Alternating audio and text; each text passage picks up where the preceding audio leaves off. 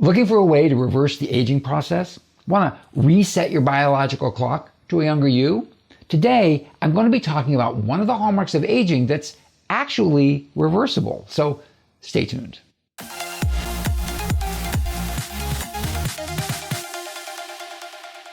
Okay, so I've been doing this series on the hallmarks of aging for a while now, and this is the fourth video in the series. This one's about epigenetic alterations, and it's kind of a big one. First off, it's one of the primary hallmarks. A lot of the other hallmarks are downstream from this one, which means that if you can improve this hallmark, you can improve all of the downstream hallmarks. It's the hallmark that all of the methylation-based biological aging clocks, like the Horvath clock, are based on. And best of all, it's one of the hallmarks that are actually reversible right now with current strategies. Okay, to be honest, it took me a while to understand epigenetic alterations, but I think I get it now, and here's my understanding of what it is and how it works. If you break down the word epigenetic, epi means on top of, and we all know what genetics means, right? That's our genome, our DNA. It's kind of one and the same. So epigenetic means on top of our genome, something that isn't our genome, but impacts how our genome works. And the way that our genome works is to turn various genes on or off. When a cell develops, it's which genes are turned on and which are turned off that gives the cell its identity, that tells the cell what it is and how it should function. Now, the genome doesn't really tell the genes which are turned on and which are turned off. The genome is identical in every cell. It's simply a list of all the potential genes that could be turned on or off. So what is it then that tells all of our 22,000 genes which ones should get expressed or turned on and which ones should get turned off? That would be our epigenome, and it's made up of genetic markers that are added to the DNA. Now, these markers change the pattern of gene expression within a cell. Now, while these genetic markers do represent a change in the chemical structure of the DNA, they don't actually change the DNA coding sequence, but they can change how your body reads the DNA and decides which genes to express. Think of it like this. The DNA sequence is like a list of all the potential materials that could be used to assemble, for example, a specific protein. The epigenome is like a set of instructions that explains which of those materials should be used and how to assemble them. I'd like to talk about epigenetic markers, but first we need to dig into the chromosome to define a few terms. We each have 23 pairs of chromosomes, and every cell in our body has these 23 pairs. Each chromosome is essentially a long strand of DNA packaged into a complex of proteins, DNA, and RNA called chromatin. Digging deeper, this chromatin consists of a long strand of chromatin fiber, and this fiber is made up of nucleosomes, which look like beads on a string. Nucleosomes have two components, the long strand of DNA wound around some basic proteins called histones. By wrapping the long strand of DNA around histones, it provides structural support to the chromosome and enables the DNA to fit within the cell's nucleus by giving the chromosomes a more compact shape. Some of the variants of histones are associated with gene expression.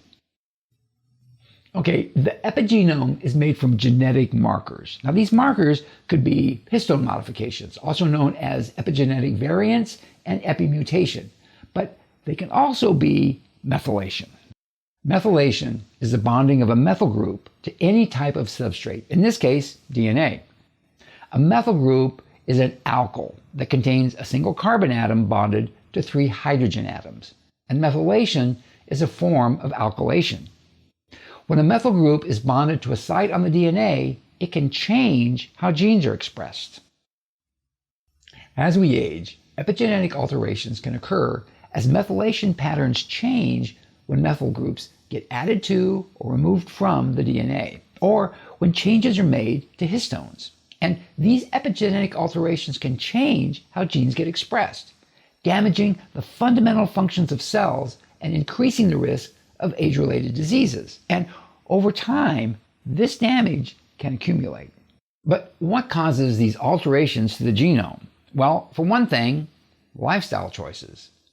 Behavior, nutrition, stress, physical activity or the lack thereof, working habits, and smoking and alcohol consumption can all have an impact on epigenetic mechanisms. But environmental stressors can also influence alterations to the genome. As we age, our cells encounter exposure to environmental factors that can cause negative changes to the genome through these same epigenetic mechanisms.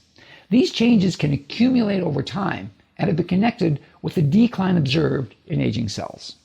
These changes can lead to alterations in gene expression that can potentially change and fundamentally compromise cellular function.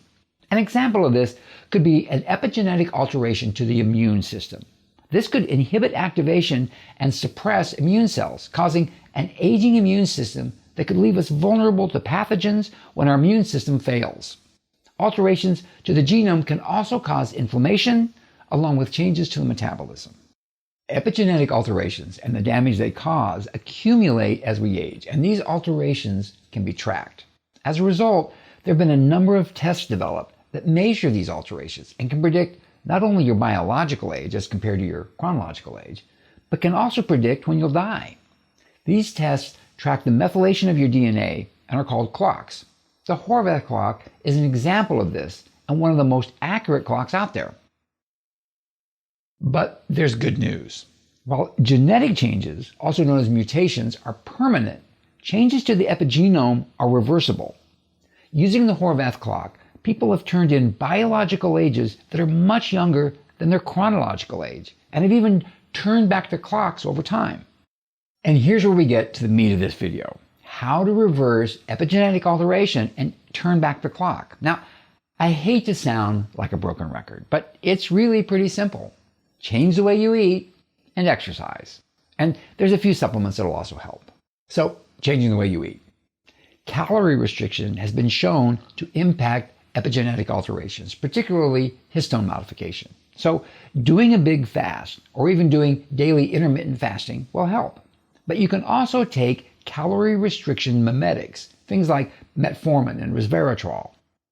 In his TRIM study, in which Dr. Greg Fahey tried to reverse thymic involution, the Horvath clock was used to measure the subjects both before and after the trial. And their biological age after the 1-year trial was 2.5 years younger than it was at the beginning. While it's unknown what actually caused this, they were taking metformin. Then there's exercise. A number of studies have demonstrated that exercise can improve methylation. One study from 2012 found that exercise changed the methylation patterns in test subjects, and that those who exercised the hardest had the greatest levels of demethylation. Another study in 2014 had volunteers cycle for 3 months using only one leg. So they effectively became their own control group. The exercise leg showed new methylation patterns, while the unexercised leg did not. Finally, there are some supplements that might help with restoring changes to your epigenome. A study published in 2010 identified several supplements that have been demonstrated to reverse or change epigenetic phenomena such as DNA methylation and histone modification. Now, I've already mentioned resveratrol, but other supplements that you might want to try include curcumin, folate, B12, methionine, choline, betaine, and butyrate. Hope you enjoyed this video. If you'd like to learn more about the other hallmarks of aging, check out this playlist. That's it for me. I'm out of here.